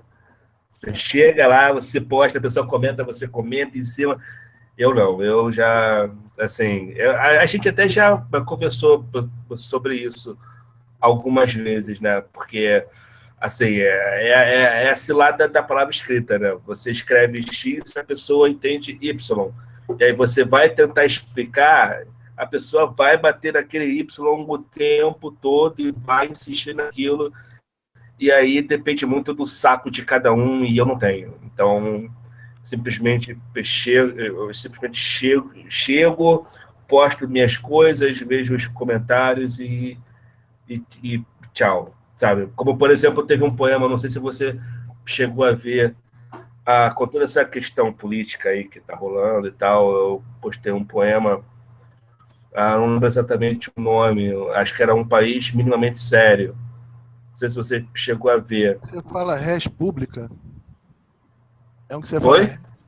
Tem um deles que eu te andei lendo que você fala assim, res pública. Ah, não, é um maior, né? Teu. Com pano de fundo do Congresso, não foi? Isso, com umas nuvens negras. Li. Pois é, e aí o poema é basicamente, né, assim, o Brasil seria um país minimamente sério se, e aí eu ia colocando algumas coisas, mas a maioria delas do tipo, você pode ser as duas coisas, não necessariamente escolher entre uma e outra, sabe? Eu não lembro exatamente quais eram os versos, mas, mas é impressionante como teve gente que não percebeu isso, sabe? Que não percebeu que há a possibilidade que assim a pessoa pode ter os dois lados, sabe? Pode seguir os dois lados, não necessariamente trabalhar com antagonismo, tipo, ele é o bem e ele é o mal, não, sabe? Todo mundo tem um pouco de bonzinho e todo mundo tem um pouco de malzinho, então eu tentei trazer um pouco isso, mas sei lá, não sei se de repente faltou assim uma posição mais clara, versos mais claros, mas é aquela coisa, né? Assim, você posta, você coloca alguma coisa lá e, e aí você tem que tá preparado para aquilo que vem, né? Porque pode vir desde alguém que faça um comentário lá que você diga, caraca, a pessoa entendeu maravilhosamente aquilo. E vai ter gente que vai comentar e vai falar, nossa, mas a pessoa, será que leu? Porque, enfim, né, é aquela coisa. Tem um filme que fala sobre o Bob Dylan, que tem um momento lá que ele fala assim, ó, se você quer ter uma vida tranquila, uma das coisas que você tem que fazer é não criar nada. Porque se você criar alguma coisa, seja o que for, as pessoas vão falar, as pessoas vão meter o dedo, as pessoas vão criticar, vão falar que você não devia ter dito isso, não devia ter escrito aquilo, não devia ter feito tal coisa e tal. Enfim, é o caminho que a gente escolheu, né? Então, a gente tem que estar pronto para isso. Mas você ainda vai ter seu momento de ficar um pouco mais ousado, porque eu acho que o papel do artista é se colocar mesmo não à frente de nada, cabeça de nada, não me sinto melhor que ninguém, não sou líder de absolutamente nada. Na verdade, eu acho que cabe ao artista, talvez iniciar uma discussão, dar uma sacudidela, falar uma grande bobagem e depois admitir que falou uma grande bobagem. Como eu já fui assim radical, muito radical quando mais jovem e continuo talvez sendo em algumas coisas, mas eu acho que a discussão ser aberta ou tentar abrir um canal de discussões ali, usar o Facebook para uma coisa positiva, sem você ficar mandando indiretas e, sei lá, usar o Facebook para divã, porque às vezes até eu também não posso falar muito, que às vezes eu também boto assim uma indignação sentimental minha, ou indignação comportamental. Então não posso falar muito também não. Mas eu acho que tudo é válido, mas eu acho que o nível da discussão tem que tentar ser um nível bacana, positivo. Por exemplo, quando a gente discute a questão dos papéis femininos e masculinos hoje em dia, eu acho interessante. E no outro dia a menina me chamou de machista. Você é um machista, você é isso. Estão me acusando de milhões de coisas. E aí teve gente, meninas feministas e tudo, com uma postura política bem legal, bem ciente do feminismo mesmo, né? Aquele feminismo que vai às raias de sei lá o que cai para um extremismo quase islâmico, quase fundamentalista, e tu não pode falar nada, que tudo é machista, machista, machista. Os gritos, as pedras voam já, né, para cima da gente.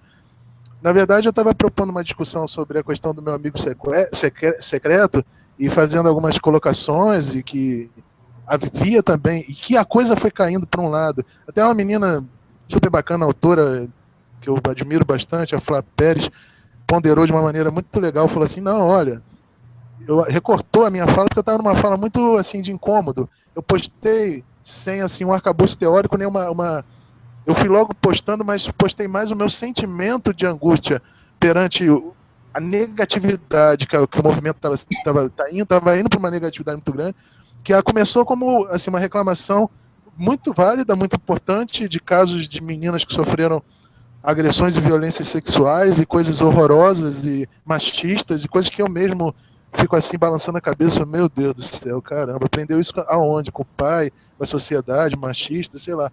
Eu tenho, assim, eu não sou machista, mas a outra lá, fundamentalista, entrou no meio da conversa, começou a falar milhões de coisas doidas, e ela saiu me deletando, cara. Eu queria que ela tivesse continuado ali pra gente debater e crescer juntos. Eu não queria que a menina fosse me deletando, fugisse do papo.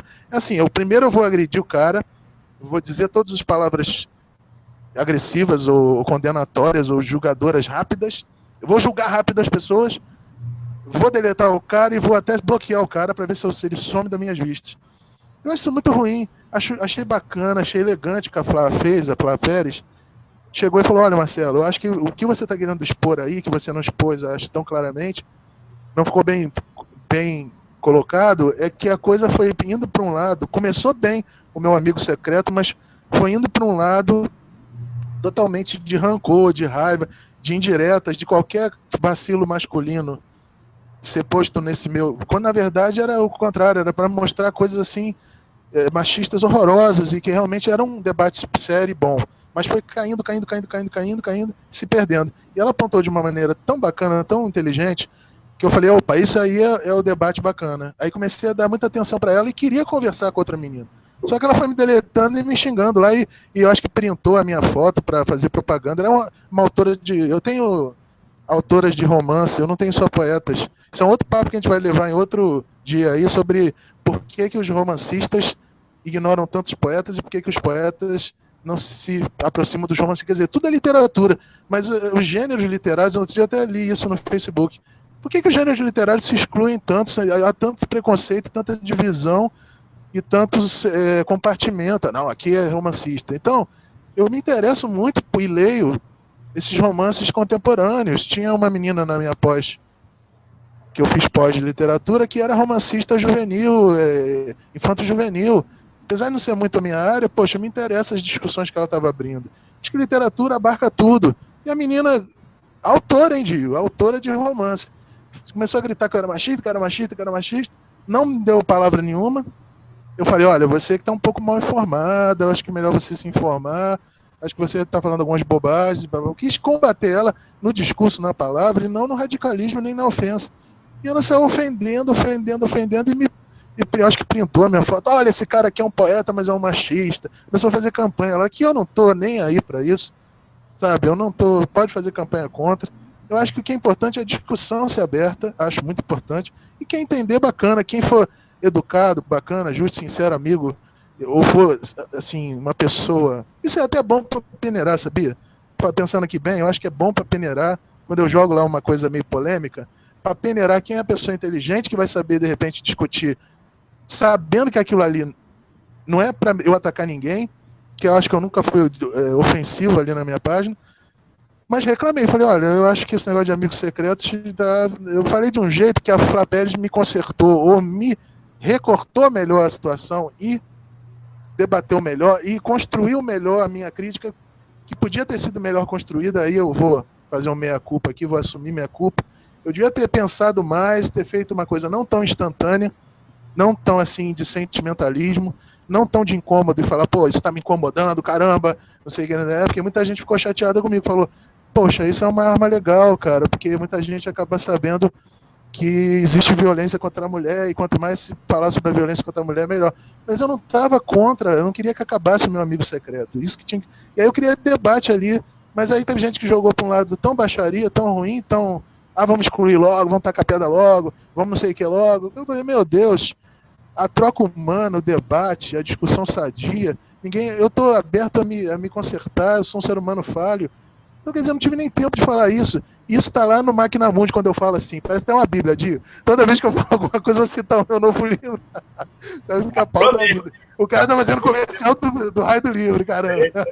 Eu não citei uma vez o sarcástico meu livro. Fala assim comigo. Então, puxa a minha orelha. Não, mas tem um poema lá que eu cito do Drummond, que eu falo assim, a velocidade do deletar é mais rápida que a velocidade da compreensão. Quer dizer, é um tal de, vou deletar esse cara. É só me dizer alguma coisa que não está muito legal pro meu ouvido, vou deletar. Não sei o que eu vou deletar. No outro dia até brinquei isso com uma amiga minha ali no Facebook, que a gente divergiu, mas tudo no respeito, sabe? Aí eu brinquei com ela e falei, só falta você me deletar, e não me deleta. Ela, não, pelo amor de Deus, você é um cara tão bacana, eu não vou te deletar, a gente tem visões diferentes. Eu falei, não, eu tô brincando com você, porque tem gente que... Mas, enfim, é bom porque vai embora quem é xiita, sabe? Eu não quero xiita. Quando não há possibilidade de diálogo, fica bastante complicado, né? Você falou em ser deletado, eu fui deletado tem algum tempo aqui, só que, assim, não foi virtual não, sabe? Teve um evento aqui próximo, que eu até já conversei isso com algumas pessoas. Era um movimento de um grupo feminista, se eu não me engano. Um boicote a você, Dio? Porque eu já sofri boicote uma vez. Não exatamente um boicote a mim. Assim, teve um evento de grupo feminista, e aí era um evento que ia ter palestra, ia ter grupos de música e tal, isso aqui. E se eu não me engano, uma das palestras era sobre a figura da mulher no punk. E como eu gosto de punk, eu falei até com a Morgana, falei, olha que bacana, sabe? Vai ter uma palestra sobre a figura da mulher no punk, que maneiro, pô, eu quero ir e tal. Logo embaixo estava escrito assim, entrada só para mulheres. Isso é péssimo. E aí eu falei, pô, dessa forma não tem como. E aí Morgana e eu, nós entramos nós tivemos uma conversa sobre até que ponto é válido isso, sabe? Porque é uma forma delas se protegerem contra homens que a gente sabe que são escrotos mesmo, sabe? Que é uma galera escrota que vai para encher a porra do saco. Mas, ao mesmo tempo, faz com que não exista esse diálogo, sabe? Fica a impressão de que machismo é homem, feminismo, mulher. E a gente sabe que muitas vezes as coisas, sabe, se estão ali emaranhadas de tal forma que não tem como você definir isso. Não é tão claro assim, machismo homem, feminismo mulher, sabe? A coisa é bem mais complicada. E aí, enfim, quando eu olhei ali e vi aquilo, algumas pessoas até falaram, bota uma saia e vai. Eu até pensei, sabe? Pô, vou botar a saia, comprar uma peruca, né? Enfim, qualquer coisa eu podia até parar e tocar numa banda lá, sabe? Mas aí depois eu desisti e aí depois com o Ganel a gente ficou conversando sobre isso, né? Até que ponto é legal ter um comportamento que você tem um comportamento que você tem um comportamento que você está lutando contra, sabe? É um negócio assim meio estranho. Mas teve uma escritora que eu acho que ela é poeta, se não me engano. Estou até para estreitar, acho que não sei se vai surgir essa oportunidade de estreitar laços de amizade com ela. Eu descobri assim, adicionando as pessoas a esmo e eu descobri tanta gente rica e boa no Facebook, e eu descobri uma escritora chamada Inês. Pois é, o Facebook não é só lixo, né? Pois é. E que você sabendo usar. Pois é, e que propôs dentro dessa discussão toda que eu estava fazendo ali, a questão do ponderado, de ponderar a situação, que tem muito homem que está assustado mesmo com essa questão nova da mulher, da contemporaneidade do papel da mulher, e que precisava ser ouvido também sobre o que ele acha sobre isso tudo, quer dizer, qual é o nosso ponto de vista sobre o que está rolando por aí. Só que, Dio, aí que você vai concordar comigo, se você pegar a questão do movimento negro, por exemplo, a negritude surgida na África e nos Estados Unidos, todo aquele movimento inicial de luta pela questão do negro e da igualdade de todas as formas, sociais, civis, né? Você vai ver que a primeira forma de luta é sempre uma forma extremada. Uhum. Você vai pegar sempre a coisa da autoafirmação, de ir para o polo oposto completo, né? Se eles são brancos, nós somos negros. Se eles são 100% brancos, nós somos 100% negros. Quer dizer, essa divisão forte é autoafirmativa mesmo. E ela é típica de todo movimento. E você pega o movimento gay também, o extremismo gay, de autoafirmação, também é muito violento, de um discurso muito violento, não só discursivamente, mas também em termos de até partir para pancadaria. Isso, cara, é super, super, assim, compreensível. Não é necessariamente coisa feminina. Você tá tomando porrada, cacetete na cabeça. Você vai responder com um beijinho no ombro? Não, você vai partir pra porrada também. Você pega Stonewall em 1969, pô, os caras apanhavam da polícia lá no bar de São Francisco, Estados Unidos. Pô, eu vou levar porrada todo dia, até que um dia eles falaram, vocês podem matar a gente, mas a gente vai partir pro revide. E aí, meu amigo, aí começaram a ver que os gays não eram tão assim, vão levar e vão ficar calados. Porque eu levar a pancada e ficar calado, aí você reage com violência também. Só que você vai concordar comigo, eu acho. Senão pode falar também. Num primeiro momento, todo movimento extremista é muito legal, tudo bacana, vamos pro pau, vamos nos autoafirmar. Só que o feminismo, ele teve várias vertentes de pensamento, né? E várias pensadoras e teóricas do feminismo. E eu vejo, assim, uma facção, não é todo feminismo, vamos colocar bem claro aqui, não, senão depois vai chover pergunta lá, ou colocações lá, que eu falei contra o feminismo, que eu sou machista.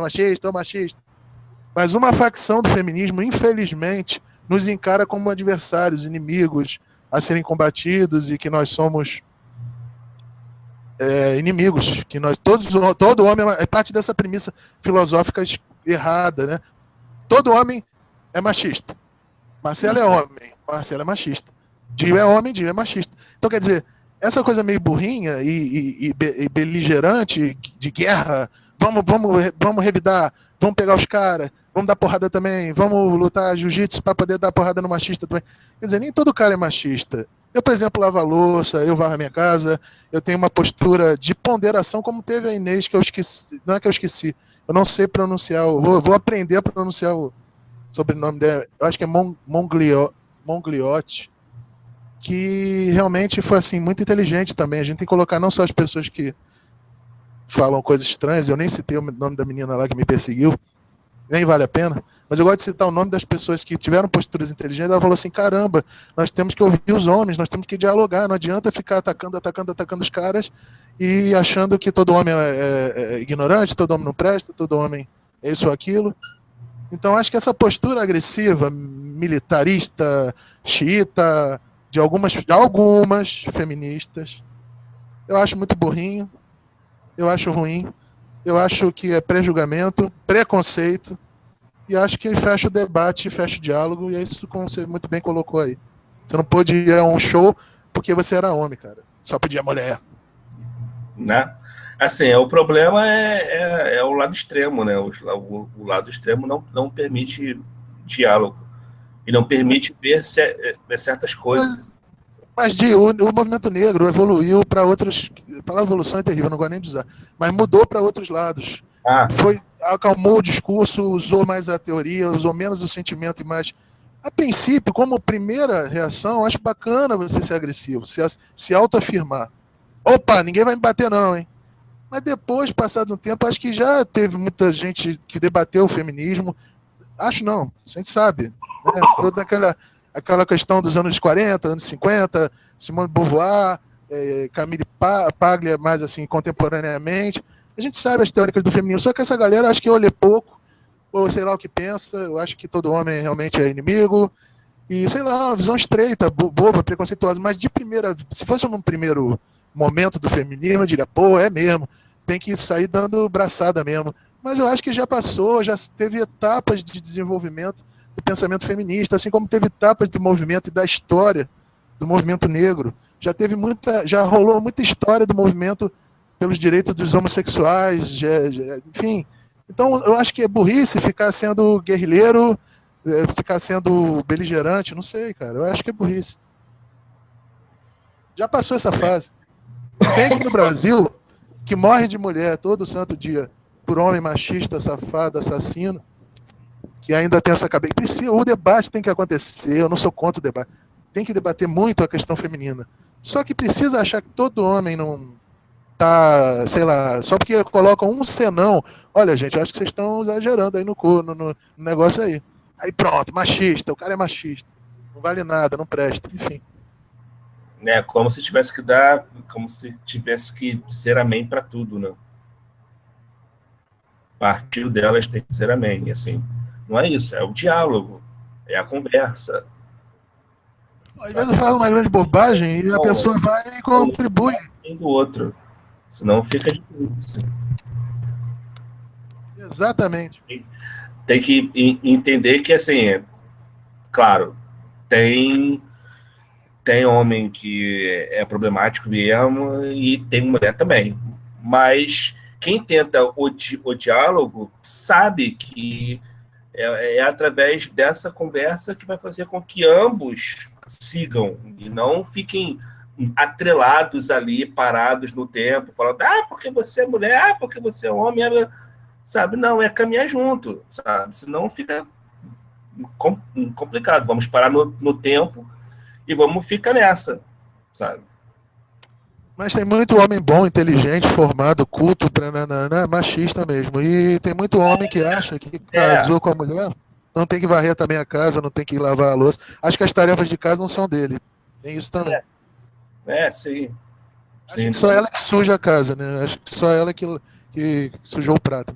Não é necessariamente uma questão de inteligência, né? A coisa vai muito mais do que isso. Enfim, essa última, não sei se posso chamar de campanha, mas que teve no Facebook até pouco tempo, das meninas falando, eu não lembro exatamente o que era, meu amigo secreto que eu tava falando. Era isso, né? Isso. Secreto. Não lembro se teve meu amigo secreto. Meu amigo secreto. Eu acho que teve um que elas falavam de casos.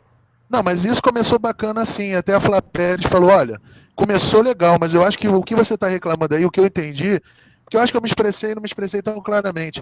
Eu fui mais emocional do que teórico, mais emocional do que frio e racionalista. Eu comecei reclamando que, olha, gente, eu acho também que só a mulherada reclama da gente, quer dizer, e a gente não tem nada a reclamar da mulherada. Homens, cadê vocês? Não vão falar nada também? Quer dizer, só vão receber que o homem é isso, o homem é aquilo.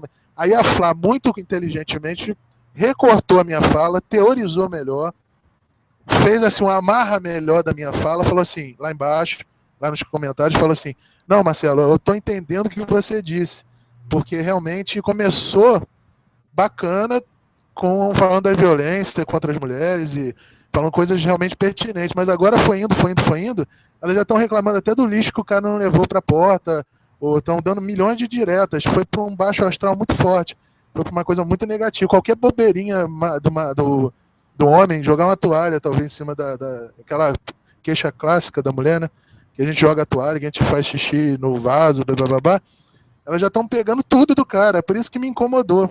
E aí ela soube muito mais, com mais calma, mais sangue frio, mais até inteligência ali na hora do que eu, recortou muito bem e expôs bem melhor. Quer dizer, ela fez uma síntese melhor. Isso nas nossas discussões, às vezes, mais acadêmicas, a gente fala, fez uma boa síntese do que eu queria dizer.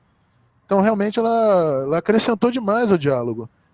Com educação, ela não estava concordando comigo, estava sendo discordante, mas com toda a educação do mundo e classe que ela tem, que eu achei admirável, inclusive descobri que a gente nem tinha conversado, foi uma grata surpresa, mas realmente a coisa ali ficou pesada, cara, porque tinha gente, as meninas estavam reclamando de tudo. Aí veio a Inês, também inteligente e beça, falou assim, olha, eu acho o seguinte, as mulheres só reclamam, mas não ouvem os caras. Pô, só reclama do lado delas. Aí os caras reclamam do lado deles. Que tal se a gente começar a unir os dois lados e dialogar os dois lados? Aí eu falei, caramba, Inês, esse o meu ponto de vista também. Quer dizer, você veja bem, de como um diálogo aberto no Facebook trouxe gente inteligente, gente que acrescentou, gente que preencheu a minha fala, quer dizer, isso é a importância do diálogo, cara, respeitoso, cada um na sua praia, cada um divergindo de certa forma. Eu no outro dia falei, tinha um cara lá que falou, um amigo do Face que falou, eu sou a favor da liberação da arma. Eu falei, não sou a favor, desculpa eu discordar, mas eu acho que vai virar que nem os Estados Unidos, todo mundo tem arma, daqui a pouco um atira no outro por qualquer bobagem. Então, se facilitar e se... Porque a gente sabe que a indústria da arma no Brasil tá doidinha para legalizar as armas e para vender cada vez mais armas para ficar que rola nos Estados Unidos, né, cara? E como? Mas aí vai ser um tal de Columbine aqui no Brasil. Nossa. Vai ser um tal de tiroteio em cinema, como teve daquela vez aquele cara que na estreia do Batman saiu metralhando todo mundo, lembra? Foi triste. Mas aquilo foi né? Se começar todo mundo ficar com arma, já pensou? Já pensou eu jovem, como eu era um cara intempestivo, já pensou eu com uma arma? Beleza, é engraçado, você mencionou isso, eu estava ouvindo alguma coisa sobre isso mesmo, que, enfim, eu não sei se é verdade, não sou um conhecedor do assunto, mas parece que essa lei nos Estados Unidos de ter arma, de todo cidadão ter, quer dizer, você tem que ter porte, né, para ter uma arma e tal, enfim, é uma lei que vem desde a época da Guerra Civil, de norte, sul, quer dizer, como tinha uma guerra, o cidadão tinha que estar sempre com uma arma, caso precisasse, né? Enfim, não sei se essa informação é confiável, se é isso mesmo, mas pelo menos nos dá uma ideia de como é que é a coisa, né? Tipo, começou numa guerra dentro do próprio país e que continua até hoje. Não que exista ainda uma guerra entre Norte e Sul, mas de certa forma, a gente pode ver uma série de conflitos sociais que não acontecem todo dia nos Estados Unidos, mas sempre explode alguma coisa, sabe? É numa escola, é na rua, é o policial branco que matou um sujeito negro por nada, e mesmo que tivesse feito alguma coisa, enfim, só em última instância, né? Mas, quer dizer, você imagina esse tipo de coisa por aqui, né? Não, é complicado, é bem difícil. Pois é, mas aí divergir com educação e calma e paciência e saber que ninguém precisa pensar igual a gente, e graças a Deus ninguém pensa igual. E aí daí vem a riqueza do debate que estava se estabelecendo ali, isso que é o legal, cara. Acho que é respeito às visões diferentes. Eu não preciso formar clubinho com você, fechar com você em tudo. Eu acho assim, quando a gente fecha em tudo com alguém, tá havendo falsidade. Tem algum problema. Tá sendo falsa a pessoa, tá sendo falsa contigo. É possível que aquela pessoa integralmente concorde contigo. Pois é. Desconfie dessa pessoa. É verdade. Não, porque tudo, não, tá certo mesmo, não, tá certo mesmo, não, tá certo mesmo. Pô, tudo eu tô certo. É para ficar com aquela desconfiança. Marcelo, acho que a gente está chegando no fim. Acho que tá bom, né, cara? Quase 11 horas. É que assim, a gente poderia continuar muito mais, mas não, vamos. Pô, a gente tá alugando aí o pessoal aí que tá assistindo. E que a gente nem agradou assim, né? Vamos ver a partir de agora, né? Se esse primeiro agradar, a gente continua, né? Exatamente. Chegaram algumas não são necessariamente perguntas, mas algumas palavras aqui. Faça uma síntese do nosso papo. Assim, chegaram aqui, tem um Leci Pereira Souza, ele escreveu aqui: boa iniciativa, marque uma nova data e horário que a gente aparece, tudo de bom. Oba, umzinho só já faz a gente voltar. E teve uma outra pessoa aqui que escreveu: o diálogo nos dá a possibilidade de participar das tomadas de decisões conjuntas. Quem escreveu foi a Diante dos Oliveira, que, por uma coincidência muito grande, é minha irmã. Eu lembro. Pois é, ela está participando. Eu a vi te dando força lá, no dia da tua defesa, lá da tua dissertação de mestrado. Foi tão bacana, tão bonito, tão carinhoso. Tua família toda presente, da Morgana também presente. Quer dizer, muito bacana o apoio familiar, né? Eu acho tão bonito e tão importante a união da família, as pessoas estarem unidas, a família num propósito, e todo mundo torcendo, e eu ali também na plateia, como teu amigo, torcendo para que tudo desse certo, torcendo uns pelos outros. Acho tão bacana a gente cultivar a positividade, tão ruim a gente ficar imerso na negatividade, né? Sim, com certeza. Então, Tem mais mensagem? Não, né? Não, por enquanto, acho que não chegou mais nada, não. Foram essas as mensagens. Então, Morgana não participa também? Morgana, essa hora deve estar vendo um seriado. Assim. É verdade, com os gatinhos, né? Com o Paul. Os gatinhos também, enfim. E, enfim, a Uleci Pereira Souza e a de Ângeles, muito obrigado, valeu. E, enfim, Marcelo, gostaria de encerrar falando de um poema seu? Falar um poema meu. Pode, vamos falar algum poema que tenha tido a ver com o dia de hoje. Sim, um poema, lembrei, do Camaleão, do meu antigo livro. Desde pequeno eu sou polêmico. O que está dentro não está fora, e o que está fora não está dentro. Se o sol lá fora me torra, como é que eu vou concordar que chove e venta? Boa. Boa. Agora é o senhor para mandar ver aí e a gente encerrar. Ok, eu vou falar um que foi escrito há pouquíssimo tempo. Eu falei ontem esse poema lá no Sarau à Moda da Casa, que tem um pouco a ver com essa coisa de falta de bom senso em redes sociais. É um poema que se chama Um Saco, que é assim: abro a panela do Facebook, posto grãos de milho, atualizações instalam, na timeline, pipoca de tudo. Pipoca doce, pipoca melada, pipoca salgada, pipoca sem sal. Pipoca para mastigar, pipoca para engolir, pipoca para vomitar, pipoca para cuspir. Pipoca queimada, pipoca que queima, pipoca que teima. Pipoca paulista, volta redondência e carioca. A coragem parece imanente, mas frente a frente, pipoca. Muito bom, cara, muito bom. Um saco, né? É um saco, né? Chega uma hora que é um saco. Saco de pipoca. É um saco de pipoca, exatamente. Cara, genial, amei. Muito bom. Eu fiz um poema parecido com esse que eu vou dizer no próximo encontro da gente. Lembra e é tão muito parecido com esse. Aí você vai repetir esse e eu falo outro. Beleza. Falou, meu querido, então, valeu, foi muito bacana. As pessoas que ficaram de olho aqui, valeu. Você pode mandar pergunta, deixa eu fazer uma pergunta assim, final, mais uma perguntinha rápida. E se a pessoa quiser continuar mandando perguntas, pode continuar mandando, assim, fora o fato que pode mandar durante o programa que a gente está fazendo e fora do programa, né? A gente vai recolher essas perguntas e tentar ler no próximo programa, né? Pode sim.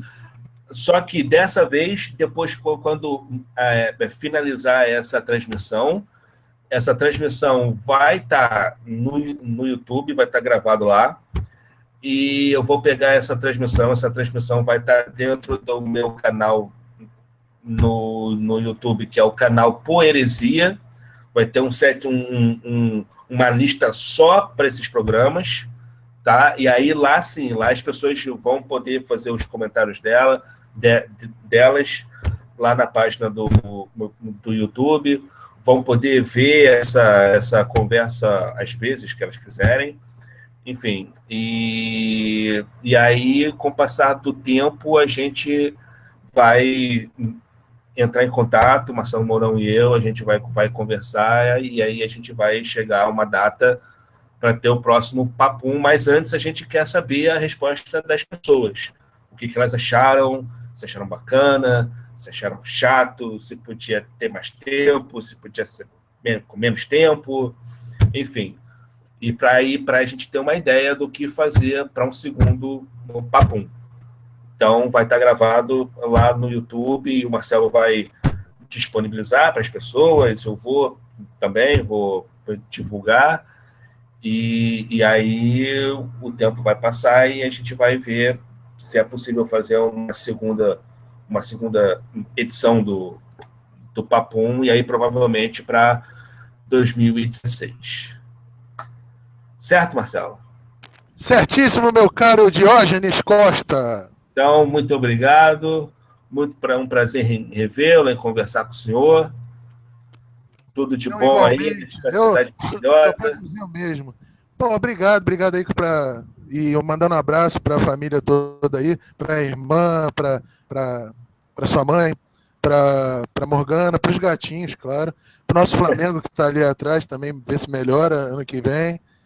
E isso é outro papo. Não, não vamos começar a falar de Flamengo, senão a gente não sai Tá daqui aí hoje. o papo para um próximo papo, hein? Beleza, e eu agradecer de coração as pessoas que nos acompanharam aí desse papo e participem bastante, mandem o que acharam, falem bastante, falem, que quanto mais se fala, mais se tenta chegar a alguma certeza, embora seja uma grande utopia, a gente nunca vai chegar a grandes, imensas certezas nenhuma, né? Mas alguma segurança eu acho que a gente tem aí no meio do caminho de estar seguro de estar fazendo a coisa certa. E a gente só pode ficar seguro na medida em que as pessoas repercutirem, né? Falar assim, não gostei, muito chato, falou muito sobre tal coisa, achei que pegou pesado com certa coisa.